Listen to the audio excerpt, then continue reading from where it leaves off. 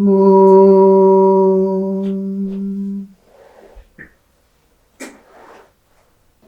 Jananim Sharadam Devim Ramakrishnam Jagadgurum Padapadme Tayo Shlitva Pranamami Muhurmuhu.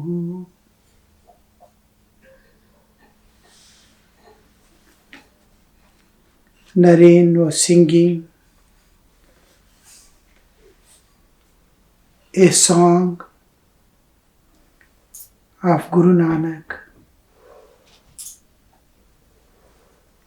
and we see the various aspects where the nature is being conceived as eternal worship going on. Even otherwise, if we are spiritually inclined and look at the nature wherever the beauty manifests, like rising sun, setting sun, beautiful landscapes, vast tanks and pools, forest from the top of the hills, all these make us feel all these are worshipping. When we go to Himalayas, huge mountains covered with ice look as if they are eternally sitting millions of years in deep meditation. So these things, if we have a spiritual attitude towards the world, we see something else in the same world. If we have worldly awareness and interested in worldly enjoyments, we see a different world suitable to my ideals and living. Here, Nanak, who is one with God at all times, is seeing nature worshipping the Lord. And Swami Vivekananda, we saw in the last class, has taken that from one stanza, Kaise Arati Hove Bhavakhandana Teri Arati. Get the inspiration. Oh, this is exactly what Sri Ramakrishna has done. Bhavakhandana. And his arati must begin with Khandana Bhava Bandhana. And that is how that emerged out. That's what we have heard. He sang again, Naren.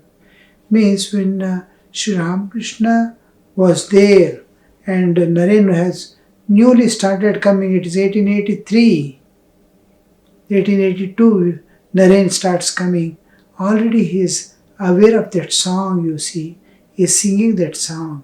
How many times he might have repeated and sung that song, we do not know. And that how it emerged out, when it emerged out, each time when he is singing, he is looking at Sri Ramakrishna, and at his request he is singing and experiencing the whole thing, nature. In Vivekananda, that is Naren at that time, used to come to Sri Ramakrishna, and it is a garden house, like the whole thing around, everything were garden. Two nabats on either side, temple atmosphere. He is in a corner room, surrounded by temples and nature, Ganga flowing on one side, bliss everywhere, Ananda.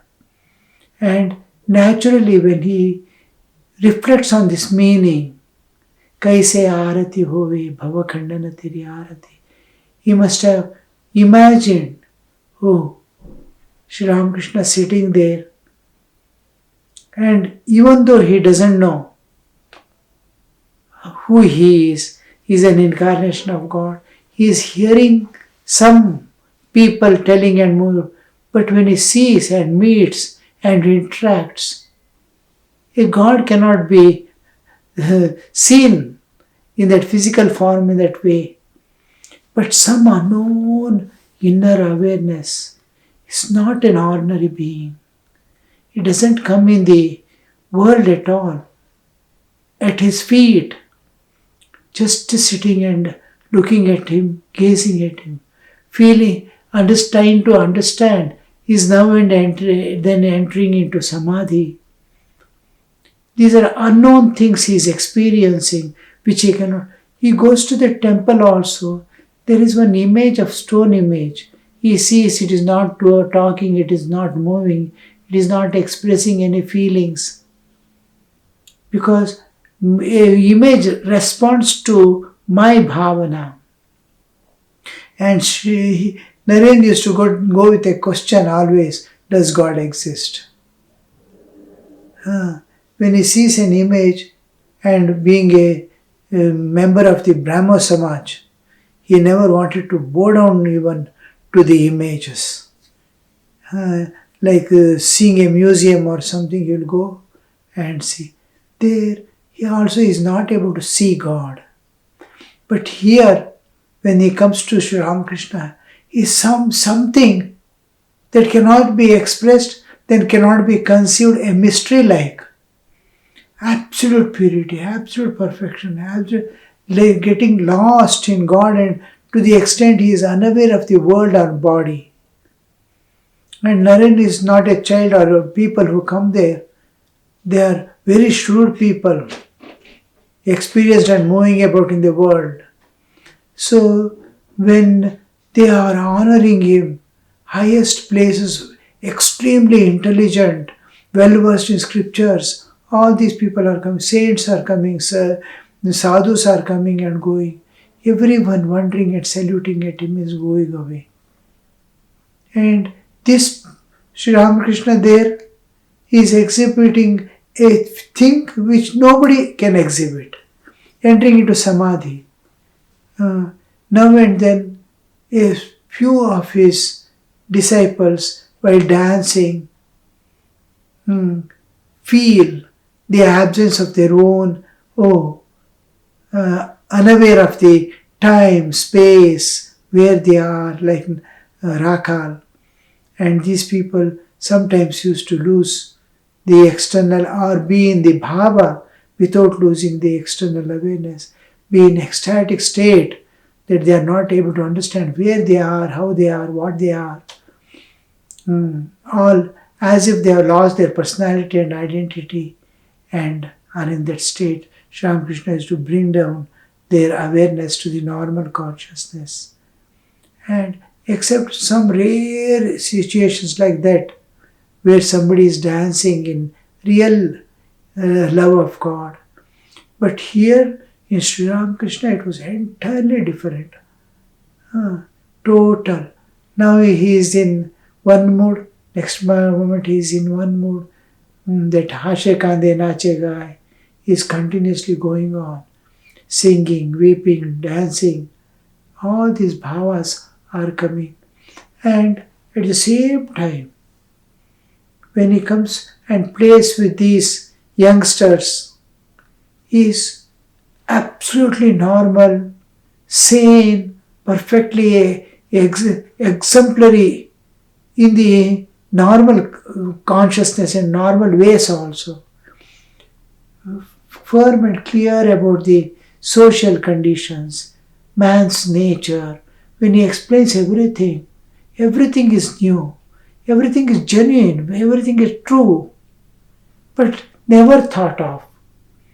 The natures of people, how they behave, how they look like, how they act, what will be the consequences from the Puranas and stories. So many stories, so many examples, identification, and at the same time training them how to live in this world like a maid servant, doing all the duties at the same time. All these aspects of Naren is wondering. And when he looks at the nature and Sri Ramakrishna sitting like a small child, innocent, unaffected by anything, calling on Mother. Oh, this whole nature joining the moods of Ramakrishna, worshipping him as if. So it is from his those days memories. We see all these things are happening in front of his own eyes. He is singing. Again he sang, in wisdom's firmament, moon of love is rising full, and love's flood tide is surging waves, is flowing everywhere. O Lord, how full of bliss thou art, victory unto thee. I will read again. Is wisdom's firmament, the moon of love is rising full.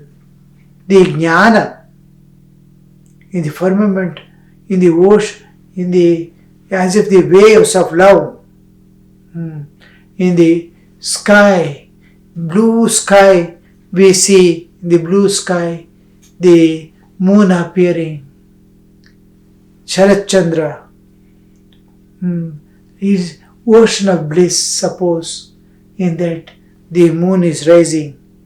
Wisdom's jnana, it's where it's beautifully painted and brought out in pictorial ways, the wisdom.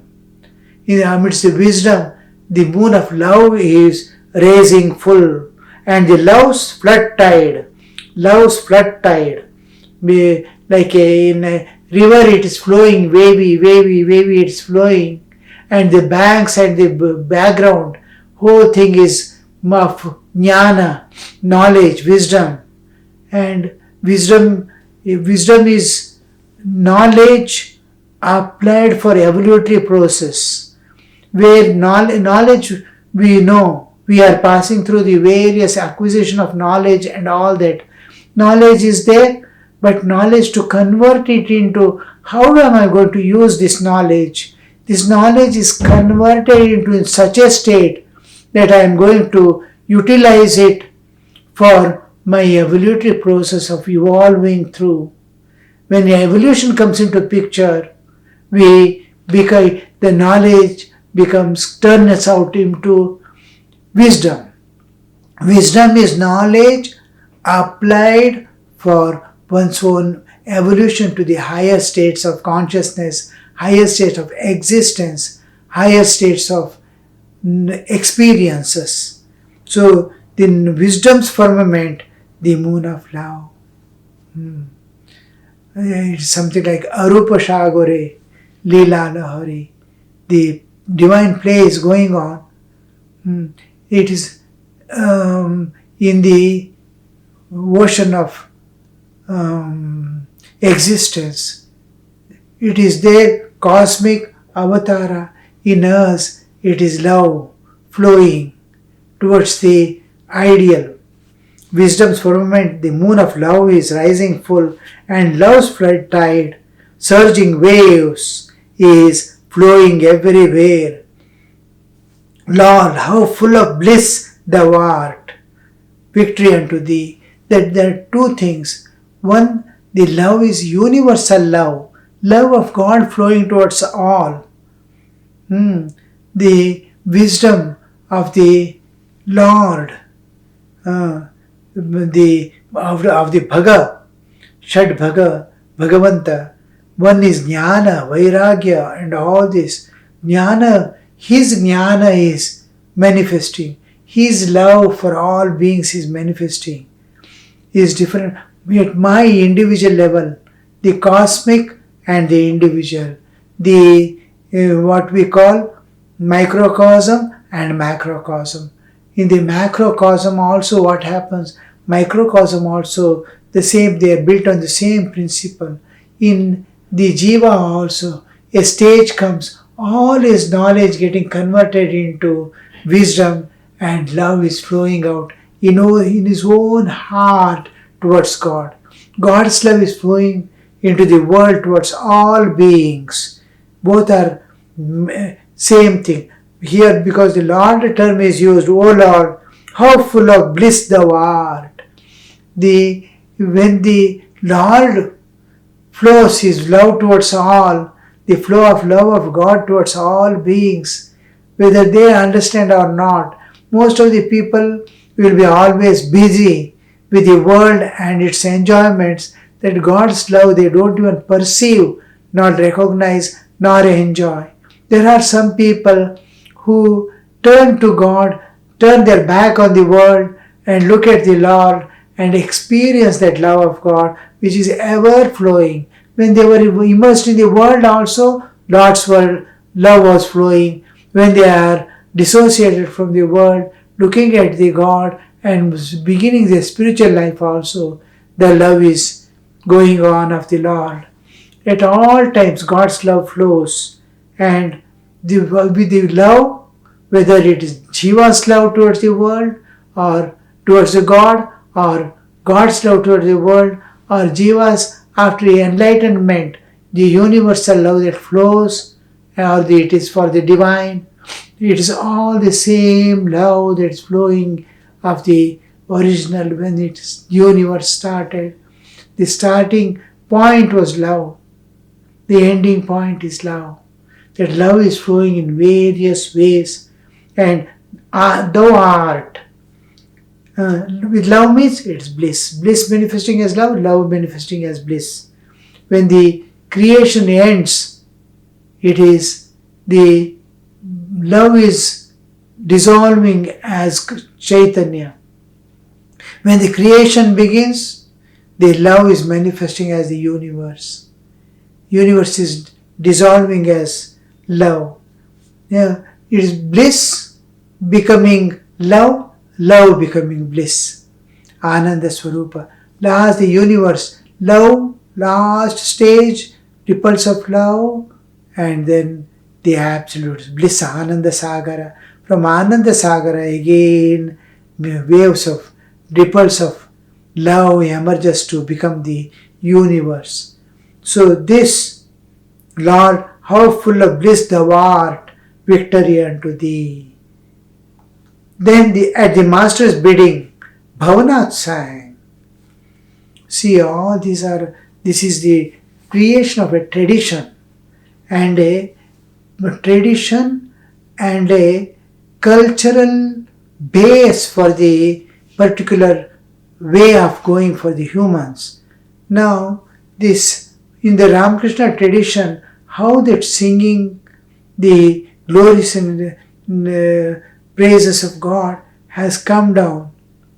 It was beginning Naren, Bhavanath, all these people singing. Sri Ramakrishna himself is singing and dancing.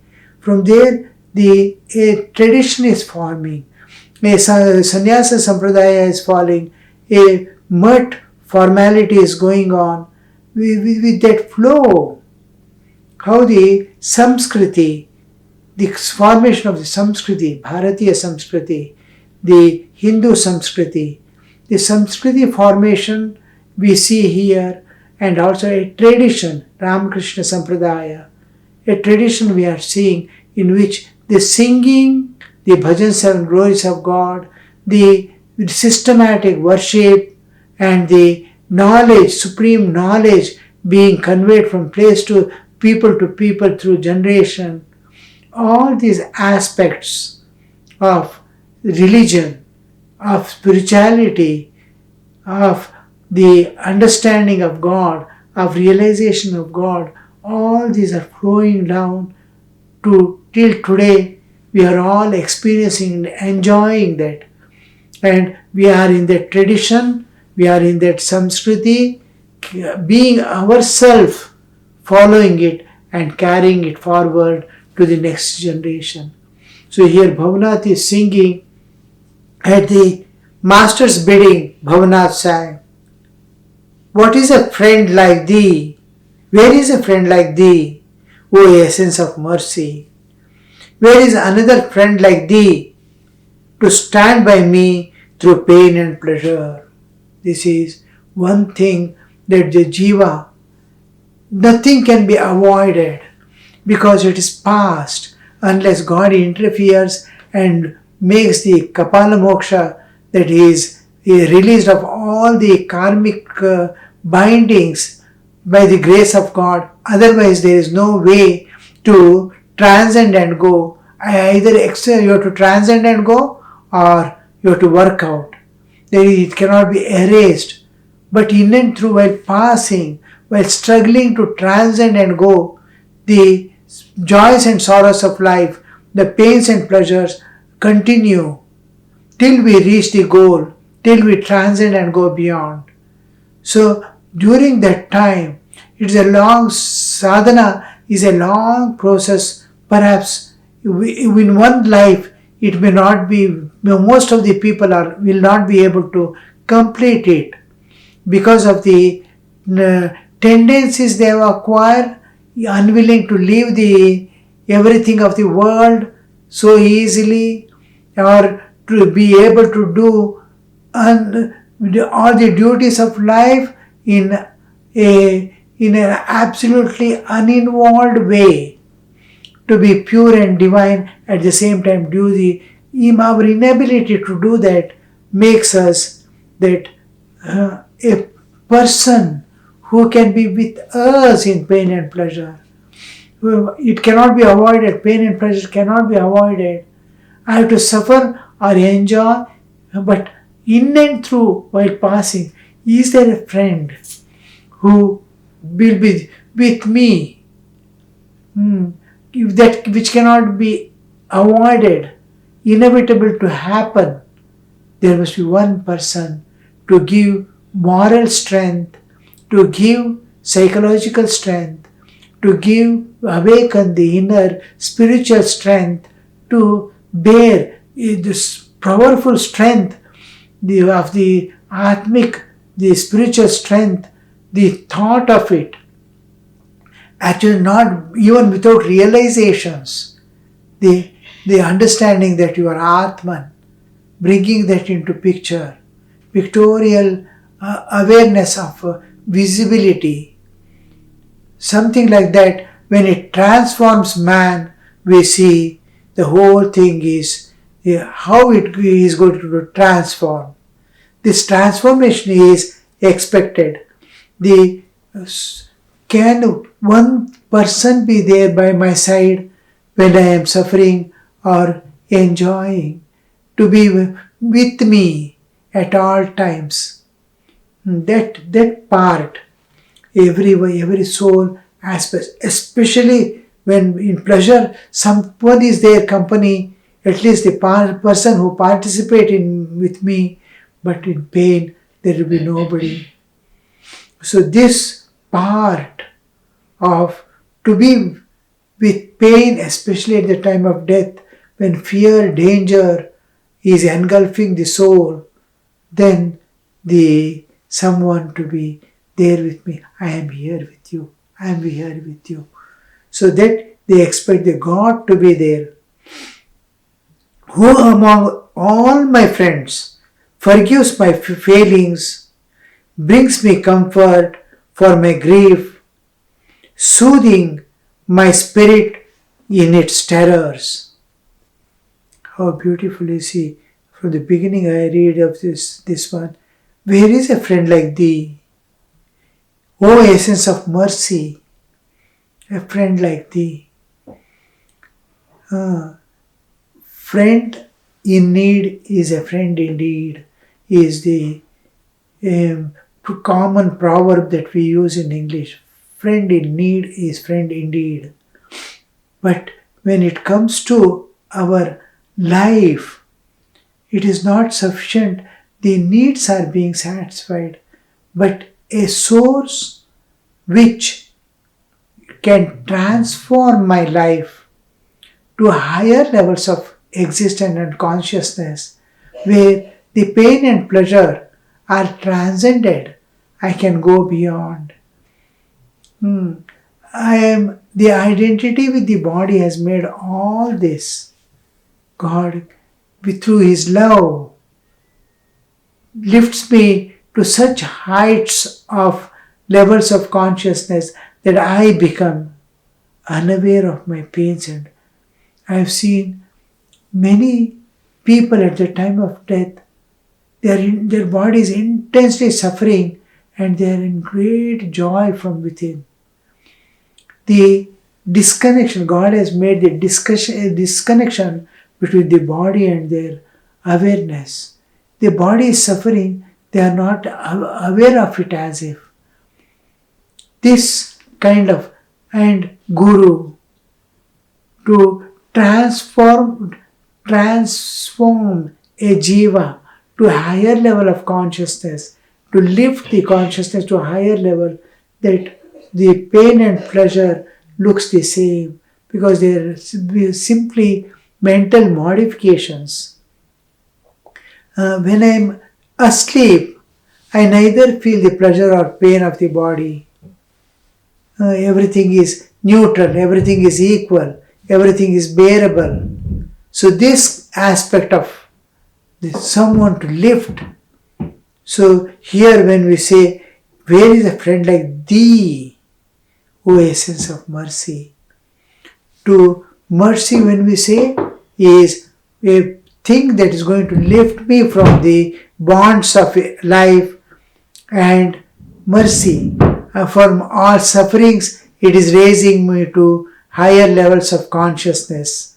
The lift, the emerging out. So here we see, O essence of mercy, where is another friend like thee, to stand by me in pain and pleasure, who among all my friends forgives my failings? Again and again we fail in our duties, we fail in our responsibilities, we fail in our sadhana to reach, we fail in studies to acquire knowledge. All this forgives means a compensation is also given. I did not do my duties. Forgiving, you are not done already is one thing. How will you compensate that? By giving some other support by which the error is corrected, compensated. Here mercy and forgiveness go together. That is, I have not done my duty towards my children. Children are going astray. To bring them to proper level. This is the forgiving and mercy together. I did not do this one, but compensation is given. This is real forgiveness. Who will forgive me my failings, bringing me comfort for my grief? Great losses bring grief, and we see there the inside that grief is giving comfort in that grief, soothing my spirit in its terror, soothing my spirit in its terror. Terrible terrors. Life is a constant movement, ever-changing flux. Shocks of life are extremely difficult to bear. These, at that times, somebody is in grief, somebody is comforting, somebody is giving strength in terror, in shocks of life. Om Shanti Shanti Shanti Harihi Om Tat Sat Shri Ramakrishna Arpanamastu.